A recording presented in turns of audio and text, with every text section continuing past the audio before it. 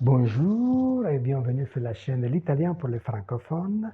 Moi, c'est Walter, votre prof natif d'italien. Aujourd'hui, je vais vous expliquer un petit peu ma démarche et notamment pourquoi j'emploie dans mes vidéos l'expression transcription phonologique et le terme phonème. Mais d'abord, cette première partie du tableau. La phonétique, c'est une branche de la linguistique qui enregistre, qui mesure, analyse et classe les sons d'une langue spécifique. Par exemple, l'italien, le français, le chinois, etc. Les sons, donc c'est bien i suoni en italien, mais elle emploie un terme technique pour les définir, le mot phone, i phoni. Bon. Elle prend en compte les variations de prononciation, c'est-à-dire le variazioni di pronuncia, c'est-à-dire est-ce qu'elle enregistre qu'un même son dans une langue est prononcé de deux manières différentes, elle va tenir compte de ces deux manières différentes de prononcer le même son, et à l'aide de la transcription phonétique, elle lui assigne des symboles graphiques différents. On va le voir. Transcrizione fonetica, trascrizione fonetica. Va bene? J'ai choisi comme cas de figure, comme exemple, ce qu'on a quelque chose qui est très connu en Italie, et c'est le R à la française, la R moscia, c'est-à-dire un moyen de prononcer, une manière, pardon, de prononcer le R différemment, okay, en Italie. Vous avez ici entre crochets le mot vero, vero, pour vous signifier que ça c'est le mot tel qu'il est orthographié en italien. Ici, vous avez deux transcriptions phonétiques. Pardon. La première correspond à ça, vero, c'est la transcription de l'italien standard du mot vero, vero. La deuxième, ça correspond plutôt à ça, vevo, vevo. C'est un véritable défaut de prononciation. Et donc, pour la phonétique, les deux R vont être transcrits différemment. L'origine de ce R à la française, ça peut être soit un défaut, en vérité, ça on parle d'un véritable défaut de prononciation lié à l'appareil phonatoire, donc, ou alors d'un mauvais apprentissage quand on est tout petit, parce que le R classique, standard de l'italien, est un son assez complexe, et on sait que c'est l'un des derniers sons qu'on apprend en italien, quand on est tout petit.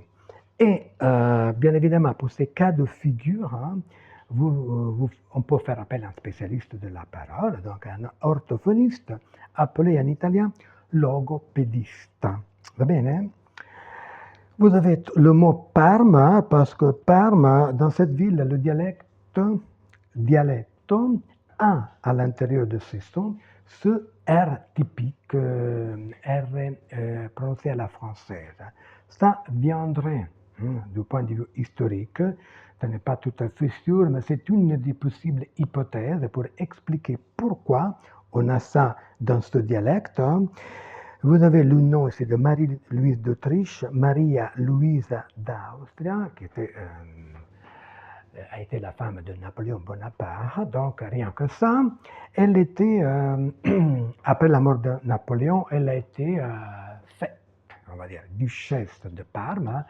Parme appartient dans cette première moitié du 19e siècle, quand l'Italie n'est pas encore unie, elle appartient au Grand-Duché de Toscane. Elle est donc duchesse de Toscane. Et il paraît que la population de Parme, qui aimait beaucoup cette femme, a commencé à imiter sa manière de parler, et donc ce fameux R à la française, puisque Marie-Louise d'Autriche avait quand même vécu en France 4 ans, donc elle parlait le français.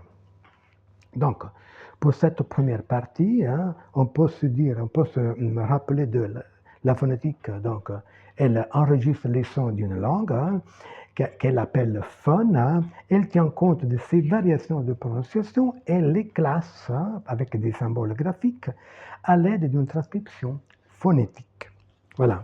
On tourne le tableau comme d'habitude et on passe à la deuxième partie, la phonologie, c'est notre point de vue. C'est celui que j'adopte dans mes vidéos. Alors, la différence avec la phonétique, elle est vraiment capitale parce que la phonologie ne prend pas en compte les différences, les variations de prononciation d'un même son à l'intérieur d'une langue ou d'un dialecte. Ok? Pourquoi? Parce que, regardez, elle se sert donc d'une transcription phonologique entre deux barres obliques et vous avez ici toujours le mot entre crochets verts, j'ai pris le même mot bien évidemment. La transcription phonologique est légèrement aussi différente, vous avez toujours la place de l'accent et les 4 phonèmes. Voilà, donc on ne parle plus de phone, mais on parle de phonème. Le mot phonème en italien, phonème. La définition qui est donnée classique, je l'ai écrite en français pour ne pas trop mélanger les deux langues là. Il faut qu'on comprenne vraiment très bien ce que cela veut dire. Unité minimale porteuse de sens, et moi j'ai ajouté pour compléter, ayant une valeur distinctive. On va prendre un exemple et on va expliquer tout cela. Vous avez un petit schéma ici, donc italiano, français, les deux langues. Vous avez ici des transcriptions phonologiques incomplètes, délibérément incomplètes. Je vais me servir donc du bleu. Je vais ajouter le premier phonème. P, et on a le mot padre. Si je mets le M, on a le mot madre. Donc, le point de vue de la phonologique n'est pas la diversité de prononciation d'un même son, c'est la valeur distinctive d'un phonème. P, M, ils s'opposent, parce qu'ils permettent les deux de formuler deux mots différents. Et si vous voyez ici, on a les 4 phonèmes identiques, sauf le premier. Voilà. Et donc, on dit que ces deux mots sont en opposition. Les deux phonèmes P, M, et notamment parce que, j'ajoute cela, c'est une anticipation par rapport au voyage phonétique qu'on va faire par la suite. Le P, c'est une consonne occlusive, et quand vous le prononcez, P, vous n'avez pas de vibration des cordes vocales ou plis vocaux. Le M, en revanche, il est prononcé avec vibration de cordes vocales. Vous pouvez le sentir. P, M, vous le sentez. Donc, le trait qui les distingue spécifiquement, c'est la sonorité, en fait. Je peux faire la même chose en français. Il se trouve que dans ce cas-là, les deux langues partagent le même, la même opposition P, M. Donc, PM, père, mère. Et quand on écrit les mots, bien évidemment, on a, pardonnez-moi, padre et madre. Comme vous pouvez le voir, padre, madre. En italien, on a quelque chose qui est un peu plus évident. 5 lettres, 5 phonèmes. En français, c'est un peu différent. Regardez. Père, mère. OK? À part l'accent qui indique le timbre de la voyelle, le timbre ouvert de la dialecte, de la voyelle E, donc l'accent grave, je veux dire. Le mot, vous avez ça, ce qu'on appelle un E muet qui n'est pas transcrit. Donc la transcription phonologique est importante parce qu'elle nous dit ce qu'il faut prononcer et ce qu'on ne prononce pas dans la langue. C'est pour ça que je m'en sers beaucoup. Et je m'en sers surtout parce que je veux bien montrer la différence de transcription phonologique entre le français et l'italien. Ça aide beaucoup à comprendre et parfois aussi les ressemblances entre les deux langues. Ici, deuxième cas, j'ai mis le mot lana. Pardonnez-moi. Je vais prendre l'autre. lana, rana. On a encore une opposition entre deux phonèmes en italien, L, R. Ok? Lana, rana. Alors, cette opposition n'est pas possible en français parce que regardez, j'avais mis un point d'interrogation.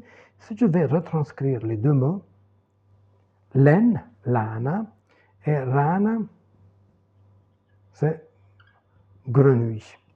Ok? Donc, ce type de travail est fondamental, mais entre les deux langues, il n'est pas toujours possible. Parfois oui, parfois non. Donc, si on change un phonème, se si cambia un phonème, che succede? Qu'est-ce qui se passe? On a deux mots différents. Ok? Ces symboles utilisés par la phonologie, ils font partie de ce qu'on appelle l'alphabet phonétique international. L'alfabeto fonetico internazionale, ok? Qui a été inventé à la fin du 19e siècle par une association de profs d'anglais en France, qui est devenue par la suite la API.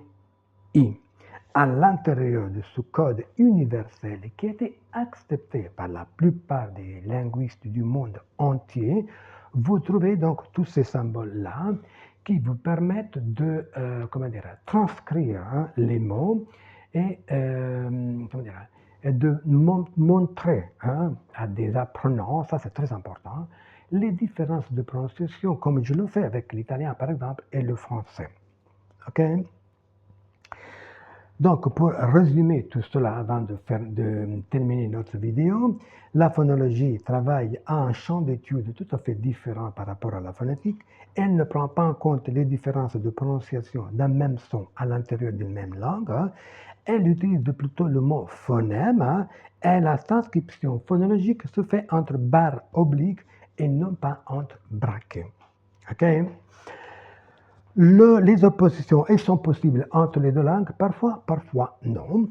Et tous les symboles, vous les trouvez à l'intérieur de ce qu'on appelle l'alphabet phonétique international, sachant que l'italien et le français, donc, sont deux sous-ensembles de cet alphabet qui recense tous les sons de toutes les langues. Du moins, c'est ça l'ambition.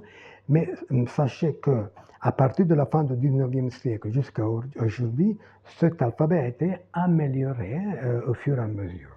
Voilà. Je crois qu'on a tout dit pour cette vidéo de transition. J'espère que vous avez aimé, mais que c'est un peu plus clair. Si vous avez aimé, bien sûr, vous pouvez liker. N'oubliez pas de vous abonner, ça m'aide beaucoup, Et vous pouvez cliquer sur la clochette pour recevoir les notifications des nouvelles vidéos à venir. Je vous donne donc rendez-vous à la prochaine vidéo où on va parler des 5 phonèmes vocaliques du français inexistants en italien. E come d'abitudine je vi saluto in italiano. Vi dico grazie di tutto, grazie per avermi seguito, spero che vi sia piaciuto il video e vi dico alla prossima volta. Quindi, donc, cari francofoni e care francofone, buona giornata, buona serata o buonanotte e vi dico a presto. Ciao!